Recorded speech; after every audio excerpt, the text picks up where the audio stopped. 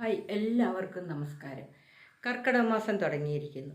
ഈ കർക്കിടക മാസം എന്ന് പറയുമ്പോൾ നമ്മൾ എല്ലാവരും ഓർക്കുന്നുണ്ട് രാമായണ മാസം, മഴ മാസം, അങ്ങനെയൊക്കെയാണ് നമ്മുടെ മനസ്സിലുള്ളത്.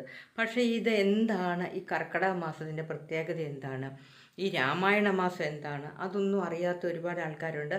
എന്നാൽ ഇതെല്ലാം അറിയാവുന്നവരുമുണ്ട്. ഇതിനെക്കുറിച്ച് ചെറിയൊരു വിവരണം ഞാൻ നിങ്ങൾക്ക് തരാം. ഈ കർക്കിടക മാസം എന്ന് പറയുന്നത് നമ്മുടെ ആചാരപ്രകാരവും ശാസ്ത്രീയമായിട്ടും ഇതിന് ഓരോരോ കാര്യങ്ങളാണ് പറയുന്നത്. നമ്മുടെ ഉള്ളിലുള്ള അതായത് ഇത്രയും നാളും ഒരു വർഷത്തിൻ്റെ അവസാനമാണ് ഈ കർക്കിടക മാസം എന്ന് പറയുന്നത്. മലയാള മാസത്തിൻ്റെ അവസാനമാണ് കർക്കിടക മാസം. അപ്പോൾ ഇതുവരെ നമ്മുടെ ഉള്ളിലുള്ള എല്ലാ ദുർചിന്തകളും ചീത്ത വിചാരങ്ങളും എല്ലാം നമ്മൾ കഴുകിക്കളഞ്ഞ് നമ്മുടെ മനസ്സിനെ ശുദ്ധമാക്കി നമ്മൾ പുതിയ വർഷത്തെ നമ്മൾ എതിരേൽക്കാൻ വേണ്ടിയാണ് നമ്മൾ ഈ കർക്കിടക മാസത്തിൽ, അതായത് കർക്കിടകം തുടങ്ങുന്നതിൻ്റെ തലേ ദിവസം തന്നെ നമ്മുടെ വീട്ടിലുള്ള അഴുക്ക് സാധനങ്ങളും വേണ്ടാത്ത എല്ലാം പേർക്ക് നമ്മൾ ദൂരെ കളയും. അതായത് അത് മൊത്തം എടുത്തുകൊണ്ട് ഒരു പാത്രത്തിലാക്കി നമ്മൾ ദൂരെ കളയുകയാണ് ചെയ്യുന്നത്. എന്നിട്ട് വീടെല്ലാം തുടച്ച് വൃത്തിയാക്കി, അതിന് പുറകിൽ ഒരുപാട് കാര്യങ്ങളൊക്കെ ഉണ്ട്. ഞാൻ പെട്ടെന്ന് ചുരുക്കി പറയാം. വീടെല്ലാം തുടച്ച് വൃത്തിയാക്കി നമ്മൾ എല്ലാവരും നല്ല എണ്ണ തേച്ച് കുളിക്കണം. കുളിച്ച് കഴിഞ്ഞ് പിറ്റേന്ന് രാവിലാണ് ഈ ഓരോ കാര്യങ്ങളും നമ്മൾ നടത്തുന്നത്. അതായത് നമ്മുടെ മനസ്സിനെ ശുദ്ധീകരിക്കുകയാണ്. പിന്നെ കർക്കിടകം 1-ാം തീയതി വന്നു കഴിയുമ്പോൾ തൊട്ട് നമ്മൾ പുതിയൊരു മനുഷ്യനായി, നമ്മുടെ ഉള്ളിലുള്ള ദുർചിന്തകളും വേണ്ടാത്ത ഒരുപാട് മനുഷ്യരില്ലേ, എല്ലാ കാര്യങ്ങളിലും എല്ലാത്തിലും ഒരുപാട് നെഗറ്റീവ് ഉണ്ടല്ലോ ഓരോ മനുഷ്യരിലും. അതെല്ലാം നമ്മൾ കളഞ്ഞിട്ട് നമ്മൾ ശുദ്ധമായ മനസ്സോടുകൂടി ഈശ്വരഭജനം നടത്തുന്നു. അതിങ്ങനെ ജാതിയെന്നോ മതമൊന്നോ ഒന്നുമില്ല. എല്ലാവർക്കും ആ മാസത്തിൽ നമ്മൾ വിശ്വസിക്കുന്ന ദൈവത്തെ നമുക്ക് പ്രാർത്ഥിക്കാം. അപ്പോൾ അതിന് കൂടുതൽ ഫലം കിട്ടുമെന്നാണ് പറയുന്നത് ഈ മാസങ്ങളിൽ. അതോടൊപ്പം തന്നെ നമ്മൾ ശരീരരക്ഷ ചെയ്യുന്ന, ദേഹരക്ഷ ചെയ്യുന്ന സമയം കൂടിയാണ് ഈ കർക്കിടക മാസം. അത് പറയുന്നത് എണ്ണ തേച്ച് കുളിയാണ് ആദ്യം പറയുന്നത്. എണ്ണ തേച്ച് കുളിക്കുക, മുടിയിൽ പൂക്കൾ ചൂടുക, ഇതൊക്കെ ഹിന്ദു ആചാരപ്രകാരത്തിൽ ചെയ്യുന്ന കാര്യങ്ങളാണ്. അത് രാവിലെ എണീറ്റ്, അതായത് എത്രയോ വെളുപ്പിന്, അതിനൊരു മുഹൂർത്തമൊക്കെ ഉണ്ട്, ബ്രഹ്മമുഹൂർത്തം അങ്ങനെയൊക്കെ പറയുന്നുണ്ട്. അത്രയും രാവിലെ നമ്മൾ എണീറ്റ് കുളിച്ച് ശുദ്ധിയായിട്ട് വിളക്ക് കത്തിച്ച് രാമായണം വായിക്കുകയാണ് സാധാരണ ചെയ്യുന്നത്. അപ്പോൾ അതല്ല, രാമായണം വായിക്കാത്തവർക്ക് ആ സമയത്ത് ഇരുന്ന് പ്രാർത്ഥിക്കാം. അപ്പോൾ ഇതിൻ്റെ പുറകിലുള്ള കാര്യം എന്താണെന്ന് വെച്ചാൽ നമ്മുടെ മനസ്സിനെ ശുദ്ധീകരിക്കുക.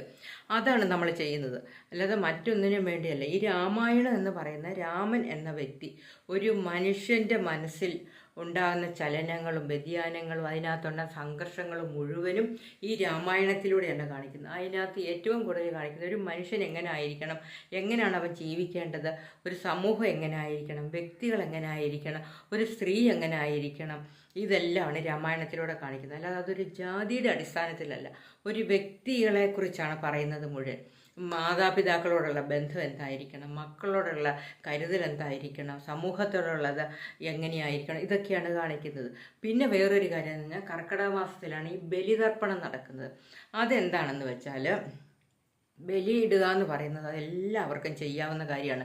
പക്ഷേ എല്ലാവരും ഓർത്തിരിക്കുന്നത് എന്താണെന്നറിയോ, മരിച്ചു പോയ ആൾക്കാർക്ക് വേണ്ടിയാണ് ഈ ബലി ഇടുന്നതെന്നാണ്.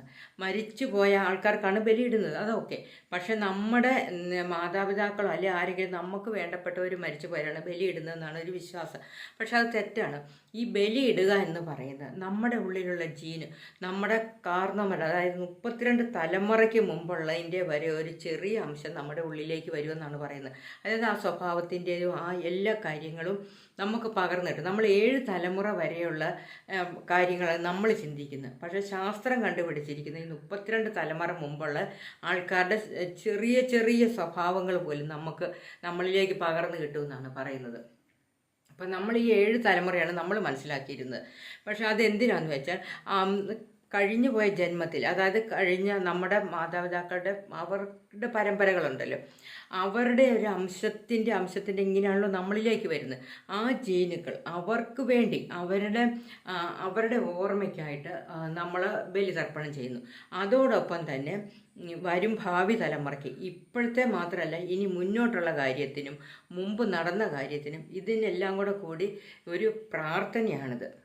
അതായത് ഭൂമിയിൽ മരിച്ചു പോയ സകല ആൾക്കാർക്ക്, നമ്മുടെ ആകണമെന്നില്ല, ഭൂമിയിൽ മരിച്ചു പോയ സകല ആൾക്കാർ, അതുപോലെ തന്നെ ഈ അലഞ്ഞു നടക്കുന്ന ആത്മാക്കളെന്നൊക്കെ പറയും, അങ്ങനെ കിട്ടും. ഈ ആരും ഇല്ലാതെ ബലിതർപ്പണം ചെയ്യാനോ അല്ലെങ്കിൽ അവർക്ക് വേണ്ടി മരിച്ചു പോയവർക്ക് പിന്നീട് കർമ്മങ്ങളൊന്നും ചെയ്യാനില്ലാത്തവർക്കും എല്ലാം വേണ്ടിയാണ് ഈ ബലിതർപ്പണം എന്ന് പറയുന്നത്. ആ പ്രാർത്ഥന എന്താണെന്നറിഞ്ഞാൽ നിങ്ങൾക്കത് മനസ്സിലാകും. അതായത് ഉദരത്തിൽ നിന്ന് നഷ്ടപ്പെട്ട കുഞ്ഞുങ്ങൾക്ക് വരെയാണ് നമ്മൾ ഈ ബലിതർപ്പണം ചെയ്യുന്നത്. മുമ്പ് നമ്മുടെ ആൾക്കാർക്കേ അല്ല, നമ്മുടെ സമൂഹത്തിൽ ജീവിച്ച് മരിച്ചവർ, നമുക്കറിയുന്നവർ, നമ്മളറിയുന്ന നമ്മുടെ കുടുംബത്തിലുള്ള എല്ലാവർക്കും വേണ്ടിയാണ് ഈ ബലിയിടുന്നത്. അവർക്ക് ഒരു നേരത്തെ വെള്ളവും അന്നവും കൊടുക്കുക എന്നുള്ളതാണ്. ആത്മാക്കളുടെ ഒരു ദിവസം, അതായത് ഒരു ദിവസം എന്ന് പറയുന്ന, അവരുടെ ഒരു വർഷം എന്ന് പറയുന്നതാണ് ഒരു ദിവസം. അതായത് നമ്മൾ ഈ കർത്തവാവിന് ബലിയിടുമ്പോൾ അവർക്ക് ആ ഒരു വർഷമാണ് ഒരു ദിവസമായിട്ട് കിട്ടുന്നത്. അപ്പോൾ അവർക്ക് ആ ഭക്ഷണം മതി. അവരുടെ ഒരു ദിവസം ഒരു വർഷമല്ലേ, അപ്പോൾ നമ്മൾ വർഷത്തിൽ ഒരിക്കലാണ് ഇത് അവർക്ക് വേണ്ടി ഇത് ചെയ്യുന്നത്. അങ്ങനെയാണ്. അപ്പോൾ അതൊക്കെ ഒരു വിശ്വാസം.